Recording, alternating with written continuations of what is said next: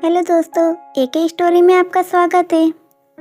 दोस्तों, आपने पिछले पार्ट में पढ़ा कि अर्जुन मंजरी से माफ़ी मांगता है। शुक्रिया अदा करने के लिए मंजरी देवांश से मिलने जाती है, जहाँ से लौटते वक्त उसे राहुल मिल जाता है और ये बोलते हुए कि कुछ ज़रूरी बात करना है। रिजॉर्ट को दिखाकर उसे कार में बिठाकर तेज़ रफ्तार में गाड़ी रिजॉर्ट की ओर बढ़ा देता है। अब आगे सुना है कि अर्जुन तुमसे मिलने आया था, क्या पैचअप हो गया है? राहुल ने माथे पर बल डालते हुए पूछा तो मंजरी को बड़ा आश्चर्य हुआ। उसने सोचा, इसे कैसे पता? शायद देख लिया हो राहुल या किसी ऑफिस के मेंबर ने। अर्जुन आया भी तो ऑफिस के पास ही था। क्या हुआ, जवाब नहीं दिया तुमने? राहुल ने फिर से पूछा। अर्जुन को अपनी गलती का एहसास हो गया है, मंजरी ने जब मुस्कुरा कर कहा तो राहुल के माथे पर बल पड़ गए। उसने गुस्से में दांत पीचे और गाड़ी की स्पीड फुल कर दी। राहुल, गाड़ी की स्पीड बहुत ज़्यादा है, धीमी करो, वो घबरा कर बोली। तुम्ही ने कहा है ना कि देर हो रही है। हाँ, लेकिन बस थोड़ी देर की बात है। जब राहुल ने सख्त लहजे में कहा तो मंजरी चेहरे पर शिकन डाले चुप हो गई। राहुल ने गाड़ी रिजॉर्ट के बाहर रोकी और मंजरी से बोला, देखो ज़रा इसका आउटलुक कैसा लगता है तुम्हें मंजरी? बहुत ही वैभवशाली, मंजरी ने टालने के अंदाज से बोल दिया। वो जल्द से जल्द वापस जाना चाहती थी। हाँ, तुम्हारी पसंद का जो है नीले और सफ़ेद रंग का कॉम्बिनेशन कमाल की पसंद है मंजरी। आओ अंदर आओ। मंजरी राहुल के साथ अंदर चली गई और रिजॉर्ट में प्रवेश करते ही राहुल ने सबसे पहले वाले कमरे में उसे बैठने का इशारा किया। मंजरी, ज़रा सोच कर देखो, अगर तुम इस रिजॉर्ट की मालकिन बन जाओ तो कैसा रहेगा? क्या? चौंकती हुई मंजरी ये सुनकर उठ खड़ी हो गई। सिर्फ ये रिजॉर्ट ही क्यों, मेरा बंगला जिसकी तुमने तारीफ की थी, अगर उस बंगले की मालकिन भी तुम बन जाओ तो? राहुल, ये सब मंजरी ने उसे टोकते हुए कहा, लेकिन राहुल जैसे कुछ भी सुनने के मूड में नहीं था, बस बोल रहा था। वो कार जो मैंने तुम्हें काम करने के लिए दी थी, उस कार समेत कई गाड़ियों की लाइन लग जाए और नौकरों की फौज जो तुम्हारा हुक्म सुनने को हमेशा तैयार रहे तो? राहुल, मेरी बात। राहुल को टोकती मंजरी उससे कुछ बोलना चाहिए तो राहुल मुस्कुराते हुए उससे थोड़ा दूर हटकर कुछ कदम चलकर फिर बोला, साथ ही ये गुलाम। अपना एक हाथ सीने पर रखते हुए वो बड़े स्टाइल से मंजरी के सामने झुका। जो जिंदगी भर तुम्हारी गुलामी खुशी खुशी करे तो क्या कहोगी? बोलो मंजरी, बनोगी मेरी? अपनी बात पूरी करके राहुल की नजरें मंजरी के चेहरे पर जवाब सुनने के लिए टिक गई। मंजरी अपना मुंह खोले और आंखें फैलाए राहुल की ओर देखने लगी। उसे राहुल से सुनी हुई बात पर यकीन नहीं हो रहा था। राहुल, शायद तुम होश में नहीं हो, चलो यहाँ से, कल बात करते हैं। उसने बेड पर रखा खरगोश गोद में उठाया और दरवाजे की ओर लपकी। इतने में तेजी से आगे बढ़कर राहुल ने मंजरी का हाथ पकड़ा और पीछे की ओर खींच लिया। राहुल, बिल्कुल होश खो बैठे हो क्या? वो गुस्से में हाथ छुटाते हुए बोली। अब भी होश ना खोऊं? अब भी? वो गुस्से में बोला। क्या मतलब है तुम्हारा? खींची हुई हंसी में। भोला बनने का नाटक अच्छा कर लेती हो मंजरी, लेकिन मुझे तो तुम्हारा ये भोला बनना भी पसंद है। इस पर मंजरी बस उसे घूरती है। भोली? तुम तब भी भोली ही रही जब इन बीते 3 सालों में मैंने तुमसे कभी भी एम्प्लॉय जैसा सलूक नहीं किया। तब भी भोली रही जब इस रिजॉर्ट की पूरी जिम्मेदारी तुमको दे दी। वो तो इसलिए ना कि तुम्हें मेरा काम पसंद है, मंजरी ने बोलना चाहा। मंजरी को बीच में ही टोकते हुए, चुप रहो, कमी नहीं है मेरे ऑफिस में काबिलियत की, लेकिन तुम्हें ही हर काम में सबसे पहले इसलिए चुना कि तुम मेरे आसपास रहो। शराब पी है ना तुमने, इसलिए होश में नहीं हो, कुछ भी अनाप शनाप बोल रहे हो, वरना अर्जुन से मेरा रिश्ता छुपा नहीं है तुमसे। कम से कम दोस्ती का लिहाज तो रखो। मंजरी के इर्द गिर्द घूमते हुए, दोस्ती? दोस्ती माय फुट। अर्जुन अर्जुन अर्जुन, कान पक गए हैं मेरे इस नाम से।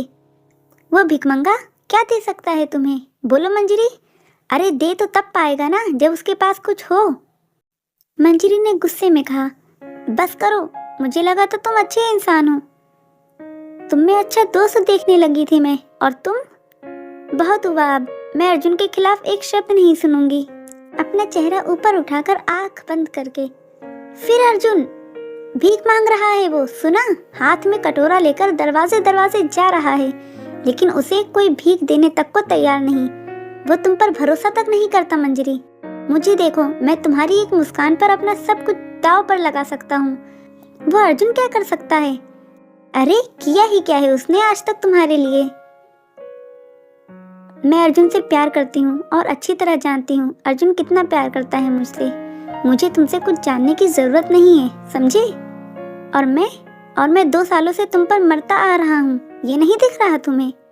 तुम बहुत खूबसूरत हो मंजरी, बिल्कुल हीरे की तरह। कोहिनूर हीरा हो तुम, और हीरा भिखारी के कटोरे में बिल्कुल अच्छा नहीं लगता। शादी कर लो मुझसे, उस बंगले की अकेली मालकिन बनकर रहना।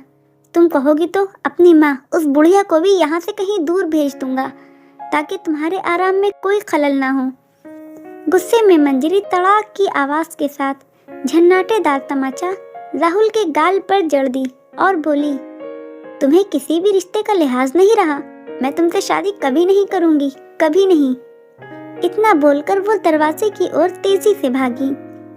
गुस्से में आग बबूला राहुल ने जब उसे जाते देखा तो भागकर मंजरी के बाल पकड़ लिए और बोला, तुझे शायद इज्जत की भाषा समझ में नहीं आती।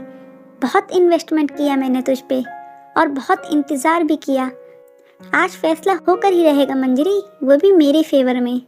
मंजरी दर्द से कराह उठी तो राहुल ने उसे वापस कमरे की ओर धक्का दे दिया और जेब से शराब की बोतल निकालकर पीने लगा। मंजरी राहुल का रवैया देखकर मन ही मन डर गई। उसने सोचा, इस वक्त सबसे ज्यादा जरूरी है यहाँ से कैसे भी वापस निकला जाए। इस वक्त इससे लड़ना मेरे लिए बहुत नुकसानदायक हो सकता है। वो खड़ी हुई और दृढ़ आवाज में बोली, राहुल बस कल का वक्त दे दो, कल आराम से बात करेंगे। वो रिक्वेस्ट करती हुई बोली। राहुल, जो अब तक पूरी बोतल गटक चुका था, पलटा और मंजरी की ओर बढ़ा। मंजरी को शराब में डूबी उसकी लाल आंखों से घृणा हुई। वो पीछे की ओर कदम बढ़ाने लगी। राहुल उसके पास आते हुए जोर से हंसा। मंजरी को उसकी हंसी बहुत डरावनी लग रही थी। वो मन ही मन राहुल की बात मानकर उसके साथ आने पर पछता रही थी। ओह, तो तुम समझ गई मेरी बात, जो 2 सालों से ना समझ सकी, जो अभी कुछ मिनट पहले तक ना समझी, वो अचानक समझ गई। राहुल एक विषैली हंसी हंसते हुए बोला, हाँ राहुल, तुम सही कहते हो। मन ही मन ये सोचकर कि शायद अर्जुन की बुराई करने से राहुल शांत हो जाए और उसे मंजरी पर यकीन हो। तुम सही कहते हो कि अर्जुन तुम्हारे आगे कुछ नहीं, लेकिन घर में सबको बताना पड़ेगा ना शादी के लिए। हाँ, चले यहाँ से, या एक काम करते हैं, तुम बहुत थके हो, यहाँ आराम करो, प्लीज़ मुझे जाने दो।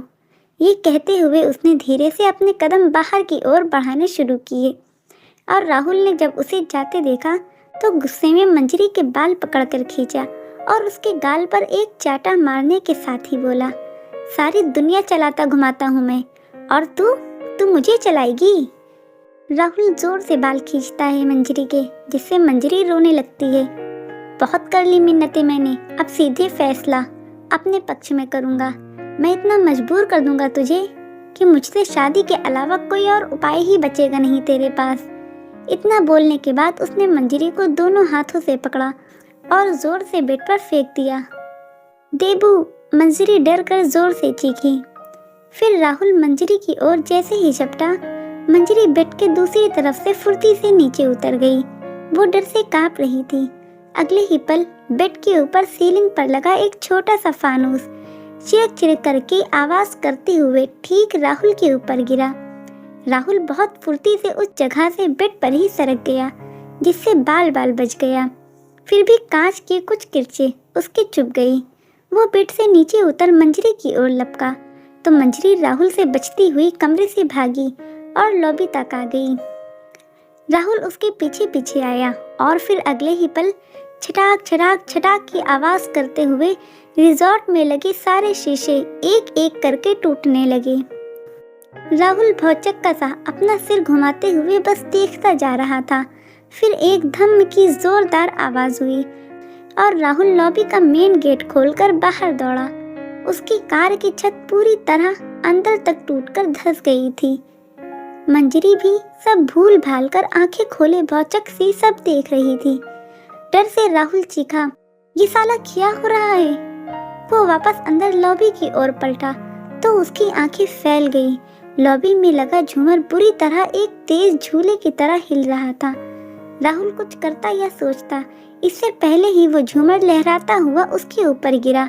वो तेजी से हटने की हड़बड़ाहट में नीचे गिर गया, जिससे झूमर उसके पैर पर गिर गया। एक तेज आह की आवाज निकली उसके मुंह से और उसने मंजरी की ओर देखा। मंजरी ने नफरत से अपना मुंह फेर लिया और उसके दिमाग में एक बात कौंधी, यही सही मौका है। वो पूरी ताकत से बाहर की ओर भागी। बहुत भाग ली मंजरी, कब तक भागोगी? जब ये आवाज सुनी तो नजर ठीक सामने चली गई। गुस्से में देवांश उसी की ओर चलता आ रहा था। देबू, वो बच्चों की तरह उसे देखकर चीखी, कहा था ना जब भी बुलाओगी दौड़ा आऊंगा।